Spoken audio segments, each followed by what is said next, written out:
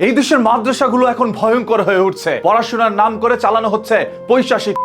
ছোট ছোট বাচ্চাগুলো থেকে শুরু করে শারীরিক হাত থেকেও রেহাই পাচ্ছে না তারা। মাদ্রাসার কিছু সংখ্যক শিক্ষক যেন আজরাইলের রূপে ফিরে আসছে। তাদের মনে নেই কোনো ভালোবাসা, নেই কোনো মানবিকতা। গতকাল একটি ঘটনা ঘটে যায় যেখানে একজন মাদ্রাসার শিক্ষক একটি বাচ্চাকে লাঠি করে তার পিঠের হাড় করে ফেলে। হসপিটালে নেওয়ার পর চিকিৎসাধীন অবস্থায় ডক্টররা এমন তথ্যই জানায় সেই বাচ্চাটি আজ হয়ে হসপিটালে পড়ে আছে। পরবর্তীতে সেই মাদ্রাসার শিক্ষক এবং তাদের পরিবার একত্র হয়ে বিষয়টি ধামাচাপা দেওয়ার চেষ্টা করে, কিন্তু না, ততক্ষণে সোশ্যাল মিডিয়ায় চলে আসে সম্পূর্ণ ঘটনা। সেই হুজুরের নাম হচ্ছে সাফায়েত। তিনি মাদ্রাসার একজন শিক্ষক। সেই মাদ্রাসায় পড়তেন 9 বছরের একটি, যাকে মাঝে মাঝে হুজুর নাকি ধরতো। এই কারণে মেয়েটি মাদ্রাসায় আসা বন্ধ করে দেয়। মা বাবাকে জানায়, হুজুর আমাকে ধরে, আমার কাছে ভালো লাগে না। কিন্তু মা বাবা বাধ্য করে সেই মেয়েটিকে একদিন মাদ্রাসা আবারও পাঠায়। কিছুদিন পর যখন মেয়েটি মাদ্রাসায় যায় তখন তাকে ধরে লাঠি করতে থাকে। লাঠি এতটাই নির্মম ছিল যে পিঠের মেরুদণ্ড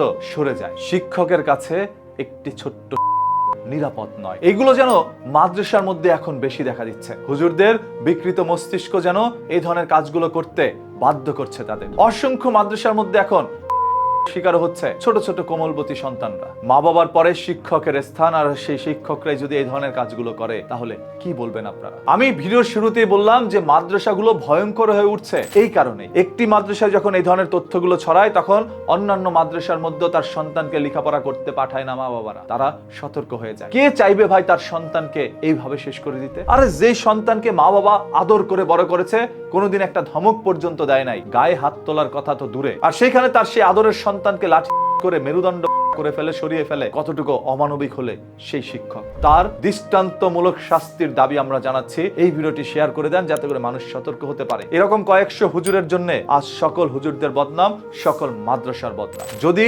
ঘটনা সত্য হয়ে থাকে, কোনো প্রমাণ মিলে থাকে, আইন শৃঙ্খলা বাহিনীর কাছে অনুরোধ, আদালতের কাছে আমাদের অনুরোধ, তার যথাযথ শাস্তির ব্যবস্থা করা। সে হুজুর হোক আর সাধারণ মানুষ হোক, সেটা পরের বিষয়। অপরাধীর কোনো দল থাকতে পারে না, অপরাধীর কোনো বয়স হতে পারে না। অপরাধী একজন অপরাধী। প্রতিদিনের এই ধরনের ঘটনা, দুর্ঘটনা লুকোনো সত্য জানতে চোখ রাখুন নিউজ কিতে। পেজটাকে এখনই ফলো করে রাখেন।